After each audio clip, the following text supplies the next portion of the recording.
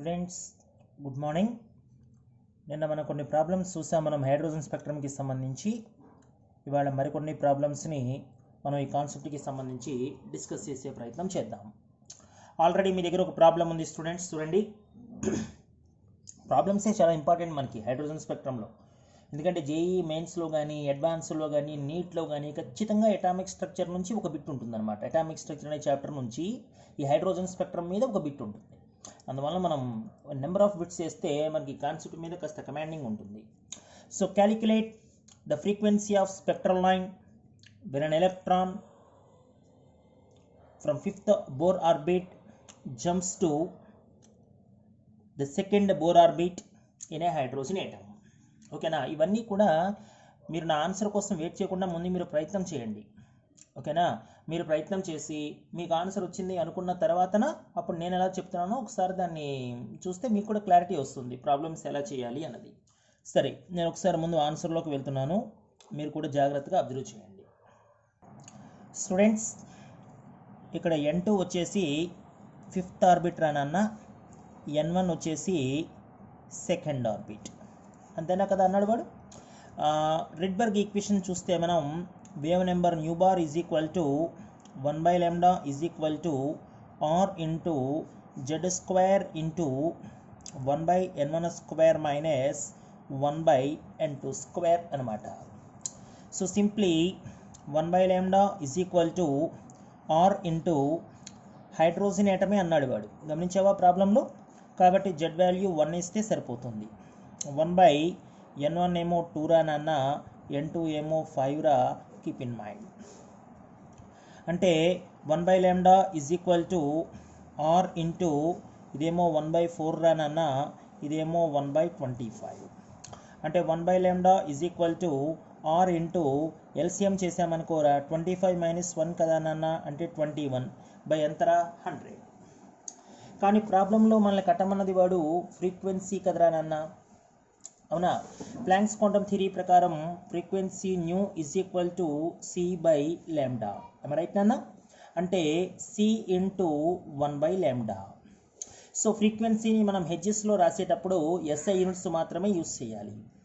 అంటే velocity of light ఏదైతే ఉందో ఇక్కడ డియర్ స్టూడెంట్స్, ఆ వెలాసిటీ ఆఫ్ లైట్ని మనం మీటర్స్ పర్ సెకండ్లో 3 × 10⁸ మీటర్స్ పర్ సెకండ్ రాయొచ్చు, ఇంటూ 1/λ అంటే నాన్న ఆర్ ఇంటూ 21/100. ఆర్ ఏంటి సార్ ఇక్కడ? రిడ్బర్గ్ కాన్స్టెంట్ కదరా, దీని వాల్యూ ఇంతకుముందు నేను చెప్పాను చూడు నీకు, 1.09 × 10⁷ మీటర్ ఇన్వర్సుల్లో అయితే 10⁵ ఉందనుకోనన్న సెంటీమీటర్ ఇన్వర్సుల్లో. కానీ మరి ఇక్కడ మీటర్ పర్ సెకండ్లో ఉంది కాబట్టి మనం ఆర్ వాల్యూని 1.09 × 10⁷ రాయాలి. ఇది క్లియర్ నాన్న? అంటే ఇంకా ఫ్రీక్వెన్సీ ఏమైందిరా, న్యూ ఈజ్ ఈక్వల్ టు 3 × 10⁸ నాన్న, ఓకేనా, ఇంటూ 1.09 × 10⁷ రా, ఓకేనా, ఇంటూ 21/100 నాన్న. పిల్లలు ఇది క్లియర్ రా? సో దీని మొత్తాన్ని కనుక నువ్వు మల్టిప్లై చేసే ప్రయత్నం చేస్తేరా వి గెట్ 6.9 అరౌండ్ నాన్న, ఇంటూ 10⁻14 రా dear students, under units HS. So ఈ రకంగా మనం ఆ స్పెక్ట్రల్ లైన్ యొక్క ఫ్రీక్వెన్సీని కూడా క్యాలిక్యులేట్ చేసే ప్రయత్నం చేయొచ్చురా నాన్న. ఇది మనకి ఐపీఈ పాయింట్ ఆఫ్ వ్యూలో 4 మార్క్స్ క్వశ్చన్ ఇది, ఓకేనా? మన పబ్లిక్ బోర్డ్ ఎగ్జామ్స్లో 4 మార్క్స్ క్వశ్చన్ ఇది.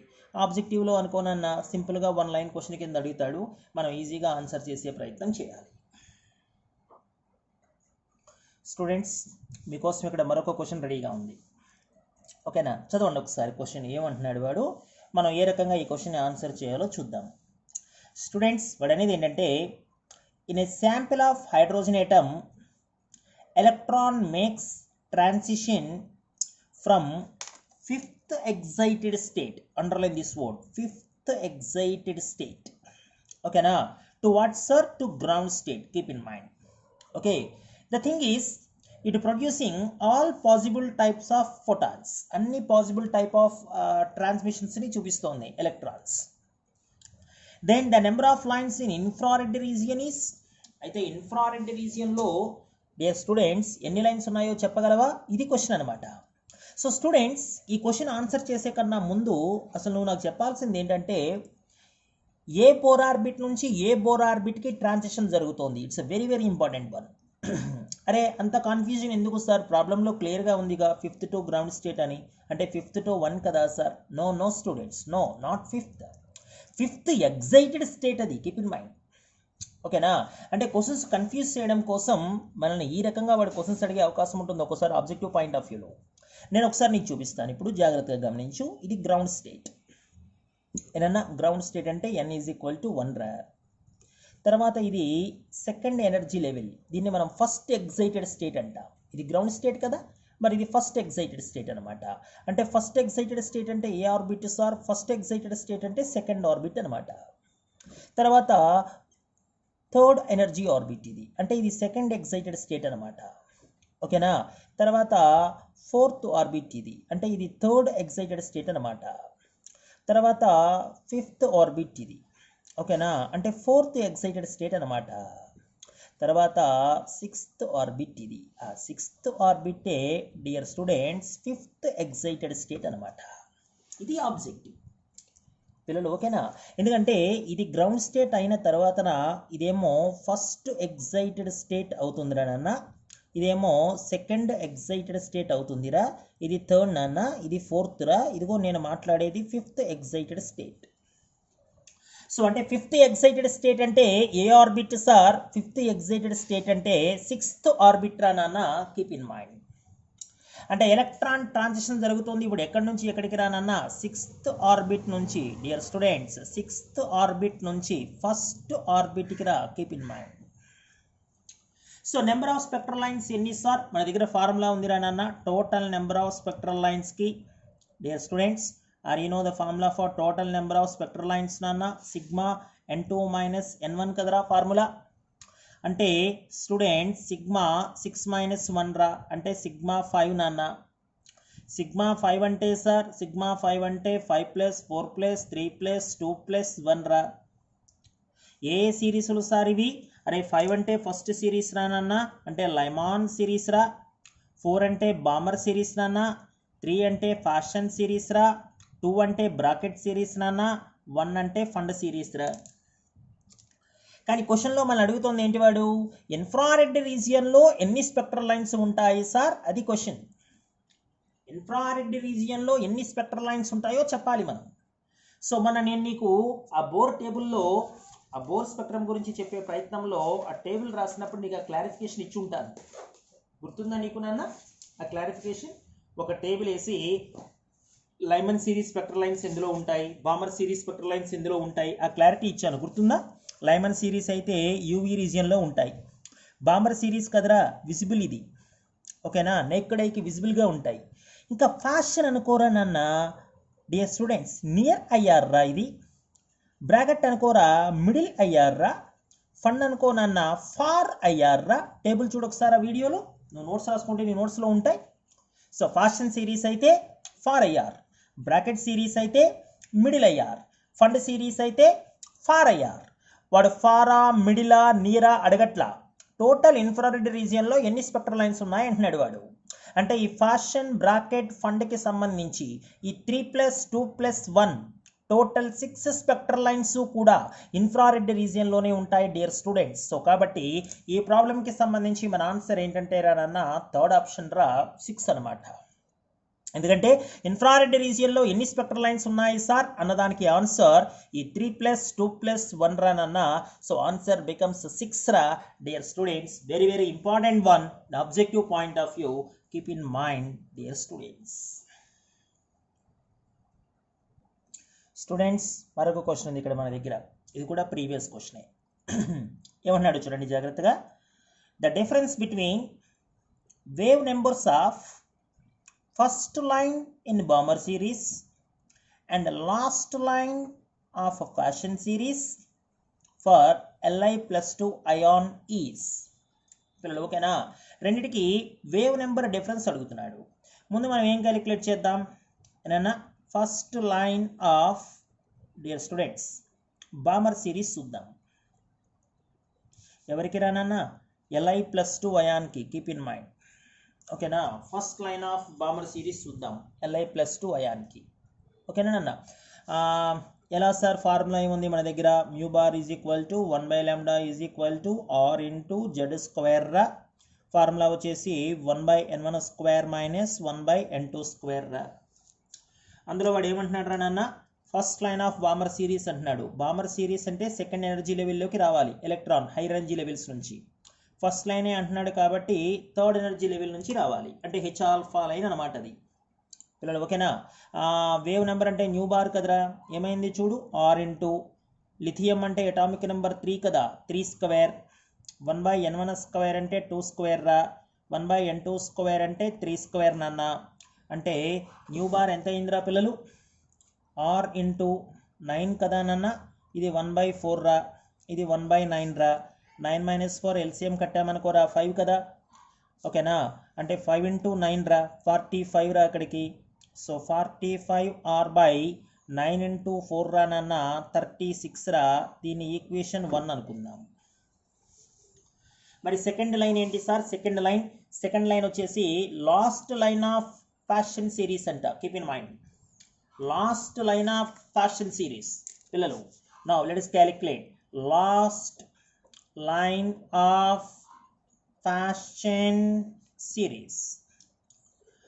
ఫ్యాషన్ సిరీస్ అంటే n1 థర్డ్ ఎనర్జీ లెవెల్కి రావాలి. మరి n2 ఎంత సార్ ఇన్ఫినిటీ కదరా. లాస్ట్ లైన్ అంటున్నాడు కదా దాన్నే మనం సిరీస్ లిమిట్ లైన్ అని కూడా పిలవచ్చు కదరా నాన్న. అవునా. ఇప్పుడు దీనికి కూడా Li+2 ఉన్నాయి కదా సేమ్. అంటే nu bar is equal to R into Z square into 1/n1 square రా minus 1/n2 square. Nu bar రా ఆర్ ఇది కూడా లిథియమే కాబట్టి 3 స్క్వేర్ 1/n1 స్క్వేర్ అంటే 3 స్క్వేర్ రా ఇది 1/∞ స్క్వేర్ నాన్న. అంటే న్యూ బార్ రా ఇదేమో 9r నాన్న. ఇంక ఇక్కడ 1/9 మాత్రమే ఉంటుందిరా ఎందుకంటే -1/∞ అంటే 0 కదరా. అవునా. అంటే దీని న్యూ బార్ చూస్తే 9 క్యాన్సిల్ కాబట్టి ఆర్ రా నాన్న. సో దీన్ని న్యూ 1 బార్ అనుకుందాం రా దీన్ని న్యూ 2 బార్ అనుకుందాం రా. రెండింటి డిఫరెన్సే కదరా అడిగింది వాడిని నేను ప్రాబ్లంలో. సో ఇప్పుడు రెండింటి మధ్య డిఫరెన్స్ ఎంత రా నాన్న new 1 bar minus new 2 bar రా. అంటే 45r/36 మైనస్ ఆర్ నాన్న. అంటే ఎంతరా పిల్లలు ఆర్ కామన్ తీసేసామనుకోరా ఏనన్నా 45 - 36 రా బై మళ్ళీ 36 కదరా. ఓకేనా. అంటే ఆర్ రా నాన్న ఇది 9 ఏమో చూడు బై 36 రా. ఏమో రైట్ పిల్లలు. సో 9/36 అంటే 4 కదరా. సో కాబట్టి ఎంత రా నాన్న డిఫరెన్స్ r/4 రా పిల్లలు.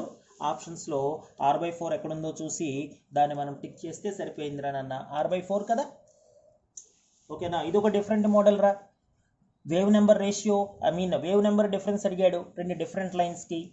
ఒకటేమో first line and Balmer series అంట Li+2లో, రెండోదేమో last line and Paschen series అంట అదే Li+2లో. సో దాని ఫ్రీక్వెన్సీ అదే రకంగా దీని ఫ్రీక్వెన్సీ రెండు క్యాలిక్యులేట్ చేసాం. ఆ రెండింటి మధ్య డిఫరెన్స్ని కనుక రాస్తే ఆన్సర్ ఎంత వచ్చిందిరా నాన్న r/4 వచ్చింది పిల్లలు. ఇస్ ఇట్ క్లియర్ నాన్న. వెరీ వెరీ ఇంపార్టెంట్ వన్ పిల్లలు. Just look at that students. Next problem ఇది కూడా మనకి ప్రీవియస్ ప్రాబ్లమే నాన్న. The energy of 1, 2, 3 different energy levels ఉన్నాయి మన దగ్గర. 3 ఎనర్జీ లెవెల్స్ ఉన్నాయి. ఈ 3 ఎనర్జీ లెవెల్స్కి సంబంధించి ఎనర్జీ కూడా ఉందిరా నాన్న మన దగ్గర. ఈటా 4e/3 2 ఏనన్నా respectively. A photon of wavelength lambda is emitted during a transition from third energy level to first energy level. Third energy level నుంచి ఫస్ట్ ఎనర్జీ లెవెల్కి ట్రాన్సిషన్ జరిగినప్పుడు ఆ స్పెక్ట్రల్ లైన్ ఏదైతే ఉందో ఫోటాన్ దాని wavelength లాంబ్డాట. What will be the wavelength of emission of for transition from 2 to 1. అయితే second energy level నుంచి ఫస్ట్ ఎనర్జీ లెవెల్కి ట్రాన్సిషన్ జరిగినప్పుడు వేవ్ లెంత్ ఎంతో ఫైండ్ అవుట్ చేయగలవా. దిస్ ఇస్ ద క్వశ్చన్ పిల్లలు. ఓకేనా. ఇప్పుడు మన దగ్గర ఉన్న క్వశ్చన్ని మనం చక్కగా డయాగ్రామ్ రూపంలో ఇక్కడ ప్రజెంట్ చేద్దాం. 3 ఎనర్జీ లెవెల్స్ ఉన్నాయి మన దగ్గర ఏనన్నా జాగ్రత్తగా గమనించండి. ఇది ఫస్ట్ ఎనర్జీ లెవెల్ రా, ఇది సెకండ్ ఎనర్జీ లెవెల్ నాన్న, ఇది థర్డ్ ఎనర్జీ లెవెల్.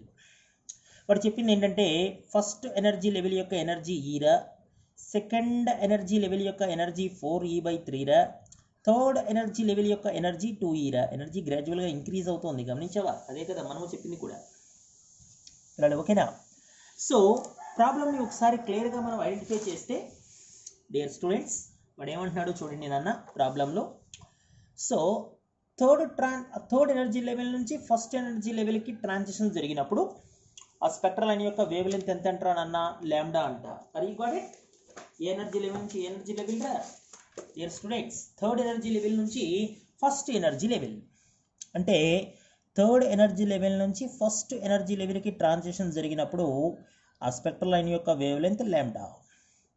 ఇప్పుడు నిన్నేం అడిగాడు? సెకండ్ ఎనర్జీ లెవెల్ నుంచి ఫస్ట్ ఎనర్జీ లెవెల్కి ట్రాన్సిషన్ జరిగినప్పుడు వేవ్ లెంత్ ఎంతో చెప్పగలవా అంటున్నాడు. అంటే సెకండ్ ఎనర్జీ లెవెల్ నుంచి ఫస్ట్ ఎనర్జీ లెవెల్కి జరిగినప్పుడు ఈ వేవ్ లెంత్ మనం క్యాలిక్యులేట్ చేయాలి. దీన్ని మనం λ1 అనుకుందాం. ఏనా? సో డయాగ్రామ్లో చాలా క్లారిటీ ఉంది మనకి. ఇదేమో ఫస్ట్ ఎనర్జీ లెవెల్ రా, ఇదేమో సెకండ్ ఎనర్జీ లెవెల్ రా నాన్న, ఇదేమో థర్డ్ ఎనర్జీ లెవెల్ రా. Keep in mind. ఓకేనా? ఎలా సార్ ఆన్సర్ చేయాలి ఇప్పుడు ఈ ప్రాబ్లమ్ని మనం? డియర్ స్టూడెంట్స్, థర్డ్ నుంచి ఫస్ట్ ఎనర్జీ లెవెల్కి ట్రాన్సిషన్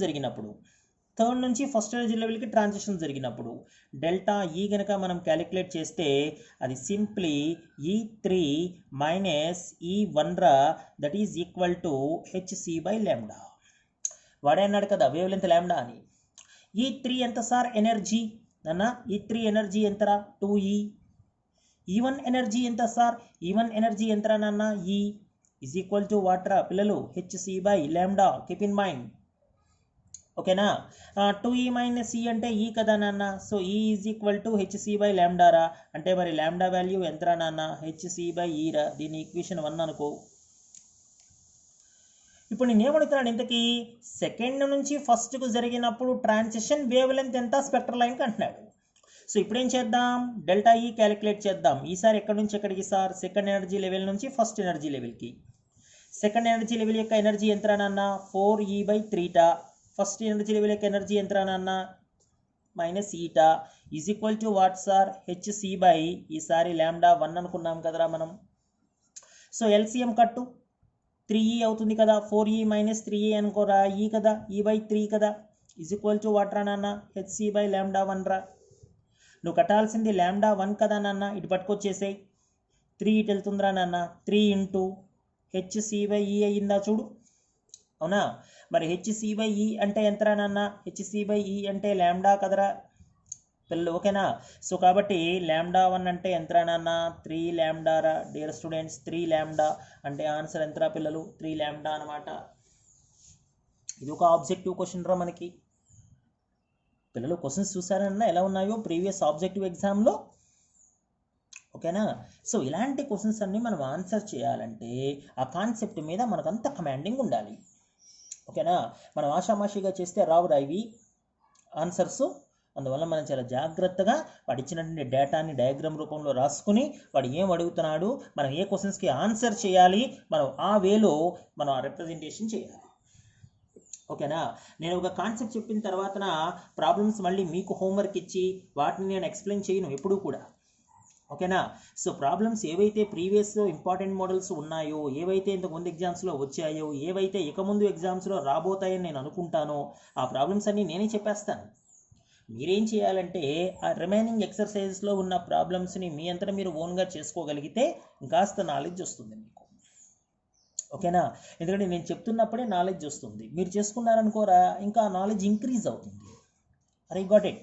సో ఇంకా ప్రీవియస్ బుక్స్ ఏమన్నా ఉన్నా కూడా ఇలాంటి క్వశ్చన్స్ ఏమన్నా ఉంటే మీరు ప్రయత్నం చేయండి. మరి నెక్స్ట్ ప్రాబ్లంకి వెళ్దామా? క్లారిటీ వచ్చిందా ఇది 3λ అని? Dear students, most important one. ఓకేనా? Keep in mind. స్టూడెంట్స్, మరొక క్వశ్చన్ ఉంది చూడండి ఇక్కడ. Find the value of wave number in terms of Rydberg constant. Rydberg constant టర్మ్స్లో మనం వేవ్ నెంబర్ వాల్యూ చెప్పాలి.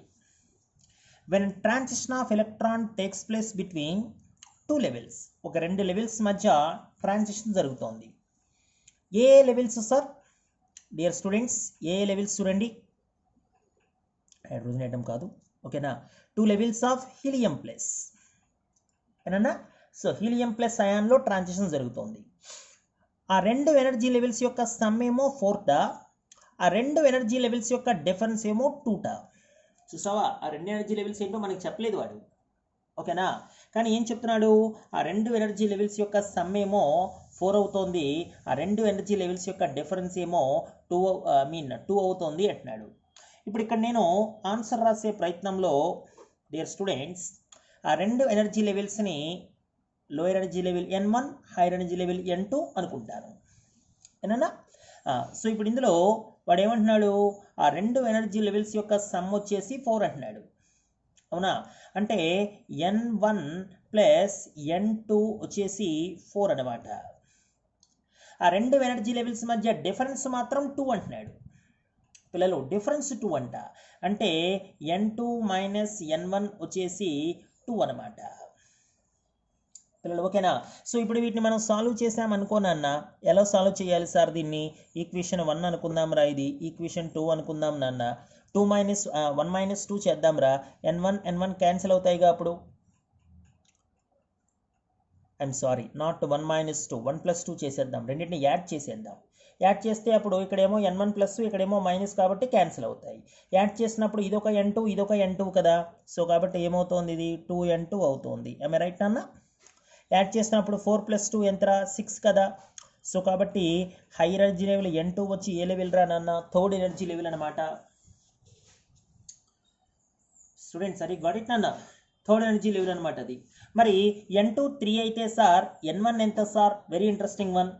ఈ రెండు ఈక్వేషన్స్లో ఎక్కడైనా N2 3ని సబ్స్టిట్యూట్ చేసుకో, ఈ ఈక్వేషన్లో కానీ ఈ ఈక్వేషన్లో కానీ. ఇక్కడ ప్లేస్ చేయి N2 3 అని, 3 అట్ వెళ్ళింది అనుకోరా, 4 మైనస్ 3 కదా, మరి అప్పుడు N1 ఏమవుతోంది? 1 అవుతోందిగా. అంటే ఎలక్ట్రాన్ ట్రాన్సిషన్ ఎక్కడి నుంచి ఎక్కడికి జరిగిందిరా నాన్న? హైయర్ ఎనర్జీ లెవెల్ 3 నుంచి lower energy level dear students ఫస్ట్కి జరిగిందనమాట. 3 to 1 ట్రాన్సిషన్ అనమాట. ఎవరిలో సార్ 3 to 1 ట్రాన్సిషన్? హీలియం ప్లస్లో 3 to 1 ట్రాన్సిషన్. దానికి ఏమడిగాడు రా నాన్న నిన్ను? వేవ్ నెంబర్ అడిగాడు. ఫార్ములా ఏంట్రా? Nu bar is equal to R into Z square into 1/N1 square minus 1/N2 square. Or ఓకేరా నాన్న. హీలియం ప్లస్ అంటే అటామిక్ నెంబర్ 2 కదరా, 2 స్క్వేర్ వేయాలి. 1/N1 స్క్వేర్ అంటే 1 స్క్వేర్ రా నాన్న, 1/N2 స్క్వేర్ అంటే 3 స్క్వేర్ రా. సో ఇది R రా నాన్న, 2 స్క్వేర్ అంటే 4 రా, ఇది 1 నాన్న, ఇది 1 మైనస్ 1/9 రా. అంటే nu bar is equal to ఎంత రా నాన్న? ఇది 4R ఓకేరా. 9 మైనస్ 1 అంటే 8 రా, బై 9 నాన్న. సో ఓవరాల్ 32R/9 రా పిల్లలు, 32R/9. ఇదిగో చూడు 32R/9, దీన్ని ఆన్సర్ కింద ప్లేస్ చేయాలి పిల్లలు, ఓకేనా? సో ఆబ్జెక్టివ్ పాయింట్ ఆఫ్ వ్యూలో ఇలాంటి మోడల్స్ కూడా ఉంటాయి రా నాన్న. సో వీటిని కూడా మనం చాలా జాగ్రత్తగా ఎగ్జామినేషన్ పాయింట్ ఆఫ్ వ్యూలో ఆన్సర్ చేసే ప్రయత్నం చేయాలి డియర్ స్టూడెంట్స్. ఇవాళ ఇది లాస్ట్ ప్రాబ్లం మనకి. ఇది ప్రీవియస్ మనకి అడ్వాన్స్డ్లో ఇచ్చిన ప్రాబ్లం. ఇది ఈ మధ్య సాధారణంగా మెయిన్స్లో కూడా అడుగుతున్నాడు ఈ మోడల్ మనకి. ఒకసారి మీరు ప్రాబ్లం చదవండి, ఎలా ఆన్సర్ చేయాలన్నది నేను కాస్త క్లారిటీ ఇస్తాను మీకు. మీరు ఒకసారి ప్రాబ్లం అయితే చదవండి ఏనన్నా. So given the process helium gives rise helium plus plus electron, the energy absorbed is 24.5 electron volts. అంటేనన్నా హీలియం ప్లస్ కింద మారడానికి కావలసిన ఎనర్జీ 24.5 ఎలక్ట్రాన్ వోల్ట్స్ అనమాట. అంటే సందేహమే లేదురా, ఇది అయనైజేషన్ ఎనర్జీ ఆఫ్ హీలియం, అంతే కదరా. ఎందుకంటే హీలియం నుంచి ఒక ఎలక్ట్రాన్ని రిమూవ్ చేయడానికి కావాల్సిన ఎనర్జీయేగా ఇది, అంటే పాజిటివే కదా, అయనైజేషన్ ఎనర్జీ కదా, ఓకేనా. కానీ వాడు నిన్ను క్వశ్చన్లో ఏమడిగాడంటే ఈ మొత్తం ప్రాసెస్కి అవసరమైన ఎనర్జీ ఎంత అన్నాడు. ఏ మొత్తం ప్రాసెస్కి సార్? క్వశ్చన్లో చాలా కన్ఫ్యూజన్ ఉంది మనకి. అంటే హీలియం ప్లస్ 2 కింద మారడానికి కావలసిన ఎనర్జీ అడిగాడు వాడు. హీలియం ప్లస్ 2 కింద మారాలంటే 2 స్టెప్స్లో జరగాలి. ఒకటేమో హీలియం ప్లస్ కింద మారాలి, మరొకటేమో హీలియం ప్లస్ 2 కింద మారాలి, అంతే కదరా. సో దీన్నేమో మనం హీలియం అయనైజేషన్ ఎంథాల్పీ అంటాం స్టూడెంట్స్, ఏమో రైట్ రా. దీన్నేమో మనం హీలియం ప్లస్ అయనైజేషన్ ఎంథాల్పీ అంటాం. ఈ హీలియం అయనైజేషన్ ఎంథాల్పీ ఆల్రెడీ వాడు ఇచ్చేసాడు. ఎంత ఇచ్చాడు రా నాన్న? 24.5 ఎలక్ట్రాన్ వోల్ట్స్ ఇచ్చాడు. ఇంకా నువ్వు దీని ఎనర్జీ కట్టగలిగితే డియర్ స్టూడెంట్స్ ఈ రెండింటిని కనుక సమ్ చేస్తే మనకు ఆన్సర్ వచ్చేసినట్లే, ఎందుకంటే హీలియం +2 కింద మారినట్టేగా అప్పుడు. సార్ హీలియం ప్లస్ యొక్క అయనైజేషన్ ఎంథాల్పీ ఎంత sir? Very very important one students. Helium plus యొక్క అయనైజేషన్ ఎంథాల్పీకి నేను ఫార్ములా ఉంది కదరా 13.6 × Z² అని, ఈ ఫార్ములా వేయచ్చు కదా అయనైజేషన్ ఎంథాల్పీ. హీలియం ప్లస్కి ఎందుకు వేయచ్చు సార్ మీరు? ఈ ఫార్ములా కేవలం బోర్ చెప్పిన ఫార్ములా కదా, కేవలం సింగిల్ ఎలక్ట్రానిక్ స్పీషీస్కి మాత్రమే అప్లికేబుల్ కదా. అవునరా నాన్న? మరి హీలియం ప్లస్ కూడా సింగిల్ ఎలక్ట్రాన్ స్పీషీసే కదరా. క్లారిటీ వచ్చేసింది చూడు ఇంకా నీకు, ఇది కూడా సింగిల్ ఎలక్ట్రాన్ స్పీషీసే కదా. సో కాబట్టి హీలియం ప్లస్కి అయనైజేషన్ ఎంథాల్పీ ఎంత అవుతుందిరా? 13.6 × 2² కదా. అంటే 13.6 × 2² అంటే 4 కదరా డియర్ స్టూడెంట్స్. 13.6 × 4 అంటే 54.4 ఎలక్ట్రాన్ వోల్ట్స్ కదరా. అంటే హీలియం ప్లస్ నుంచి హీలియం +2 కింద మారడానికి కావలసిన ఎనర్జీ 54.4 ఎలక్ట్రాన్ వోల్ట్స్ కదరా. హీలియం నుంచి హీలియం ప్లస్కి మారడానికి ఆల్రెడీ వాడు ఇచ్చేసాడు 24.5 అని. సో ఈ హీలియం నుంచి హీలియం +2 కింద మారాలంటే 2 స్టెప్స్. అది హీలియం ప్లస్ కింద మారాలి, హీలియం +2 కింద మారాలి. హీలియం ప్లస్ కింద మారడానికి 24.5 ఓకే. మరి హీలియం +2 కింద మారడానికి ఎంత సార్? అదేరా నాన్న అయనైజేషన్ ఎంథాల్పీ ఫార్ములా +13.6 × Z² అన్నమాట. అది హీలియం ప్లస్కి ఎందుకు అప్లై చేయొచ్చు సార్? ఎందుకంటే హీలియం ప్లస్ మరి సింగిల్ ఎలక్ట్రానిక్ స్పీషీస్ కదరా, సింగిల్ ఎలక్ట్రానిక్ స్పీషీస్ కాబట్టి దానికి అప్లై చేయొచ్చు. సో మరి ఇక్కడ ఇప్పుడు 24.5 54.4 రెండు ఏమయ్యాయి చూడు, ఇదేమో 9 రా, ఇదేమో 8 రా, ఇదేమో 7 నాన్న, అంటే 78.9 రా. 78.9 అంటే ఆల్మోస్ట్ ఎంతరా? 79 కదా పిల్లలు. సో కాబట్టి 79 ఎలక్ట్రాన్ వోల్ట్స్ని మనం ఆన్సర్ కింద చెప్పే ప్రయత్నం చేయాలి పిల్లలు, ఓకేనా? 79 ఎలక్ట్రాన్ వోల్ట్స్ అనమాట. Keep in mind, very very important one. Okay students, ఇప్పటివరకు అన్ని ప్రాబ్లమ్స్ నేను చెప్పాను, ఇంకా ఈ ప్రాబ్లం మాత్రం నేను చెప్పాను, మీరు ఆన్సర్ చేయాలి, ఓకేనా? ఈ ప్రాబ్లంలో వాడు ఏమి ఇచ్చాడంటే మనకి, మీరు ఒకసారి ప్రాబ్లం క్లియర్గా అబ్జర్వ్ చేస్తే యాంగులర్ మూమెంటమ్ ఆఫ్ ఎలక్ట్రాన్ ఇచ్చాడు, ఓకేనా? 2h/π. ఒక స్పెక్ట్రల్ లైన్ ఫామ్ అవుతుందిట, ఎలక్ట్రాన్ ఫాల్ అయినప్పుడు ఆ ఆర్బిట్ నుంచి దాని నెక్స్ట్ లోయర్ లెవెల్కి ఆ స్పెక్ట్రల్ లైన్ యొక్క వేవ్ లెంత్ కట్టమనే ప్రయత్నం చేశాడు వాడు. సో ఇప్పుడు స్టూడెంట్స్ ఈ ప్రాబ్లంలో మనకి తెలియాల్సింది ఏంటంటే యాంగులర్ మూమెంటమ్ ఆఫ్ ఎలక్ట్రాన్ ఇచ్చినప్పుడు అసలు ఆ ఎలక్ట్రాన్ ఏ బోర్ ఆర్బిట్లో ఉందో తెలుసుకోవాలి ముందు. ఎందుకంటే angular momentum of electron mvr = nh/2π కదా. అలాంటి nh/2πని ఎంతనిచ్చాడు వాడు? 2h/π అని ఇచ్చాడు, గమనించావా? ఇప్పుడు ఈ రెండు ఈక్వల్ చేసావనుకో నాన్న, n ఎంతో తెలిసిపోయినట్లే కదరా. n ఎంత అయింది చూడు మరి, ఓకేనా? π క్యాన్సిల్, h క్యాన్సిల్, 2 × 2 4th అనమాట, అంటే అది 4th బోర్ ఆర్బిట్ అనమాట dear students, 4th bore orbit. So అక్కడ నుంచి ఎలక్ట్రాన్ ఎక్కడికి పడిపోయిందిరా నాన్న? దాని నెక్స్ట్ లోయర్ లెవెల్కి పడిపోయింది అంటున్నాడు వాడు. నెక్స్ట్ లోయర్ లెవెల్కి పడింది అంటే n = 4 నుంచి 3కి పడింది అనమాట, అంటే థర్డ్ ఎనర్జీ లెవెల్కి పడింది అనమాట. ఇంకేముందిరా 1/λ కదా. So 1/λ = r × Z² × 1/n1² - 1/n2². అంటే 1/λ = r × హైడ్రోజన్ ఆటమే కాబట్టి 1² అంతే కదా, హైడ్రోజన్ ఆటమే కదా. 1/n1² అంటే 3² నాన్న, n2² అంటే 4² రా. Am I right students? Just look at that. And then 1/λ = ఇది r రా నాన్న, ఇది 1/9 - 1/16 రా. అంటే 1/λ = r × 16 - 9 రా నాన్న. 16 - 9 అంటే 7 రా, బై 16 × 9 అనమాట. 16 × 9 అంటే ఎంతరా? 144 కదా. మరి వేవ్ లెంత్ అంటే 1/λని రివర్స్ చేయాలి కదా, లాంబ్డా కదా, అంటే ఎంత అయిందిరా? ఇది 144/7r రా. ఇంకో ఆప్షన్స్లో 144/7r. ఇది ఒక ఇంపార్టెంట్ మోడల్ మనకి ఈ స్పెక్ట్రమ్కి సంబంధించి డియర్ స్టూడెంట్స్. క్లియరేనా? ఇది ఏనా? మనం n వాల్యూ ఎంతో తెలుసుకుంటే సరిపోతుందిరా. దాని నెక్స్ట్ లెవెల్ అంటే 3 కదా, 4 నుంచి 3 అనమాట. సో ఇలా ఉంటాయి రా నాన్న స్పెక్ట్రంలో ప్రాబ్లమ్స్ పిల్లలు, ఇలా ఉంటాయి స్పెక్ట్రంలో ప్రాబ్లమ్స్. నేను ఈ 2 వీడియోస్ ప్రాబ్లమ్సే చేయడానికి మెయిన్ రీజన్ ఏంటంటే హైడ్రోజన్ స్పెక్ట్రమ్ అన్నా లేదా ఎనర్జీ అన్నా లేదా రేడియస్ అన్నా ఓకేనా, మీరు ఎటువంటి ప్రాబ్లం వచ్చినా చేయడానికి రెడీగా ఉండాలి. ఇదంతా కూడా అటామిక్ స్ట్రక్చర్లో ఒక ఆస్పెక్ట్ ఇది. ఓకే, ఇంకా నెక్స్ట్ మనం కాన్సెప్ట్స్కి పోతే కనుక నెక్స్ట్ కాన్సెప్ట్స్ వచ్చి మనకి ఇక de Broglie hypothesis, Heisenberg uncertainty principle. ఇవి 2 కూడా నేను నెక్స్ట్ వీడియోలో మీకు ప్లేస్ చేసే ప్రయత్నం చేస్తాను. ఈ ప్రాబ్లమ్స్ వరకు నేర్చుకోండి. థ్యాంక్ యూ నాన్న, thank you each and everyone, bye.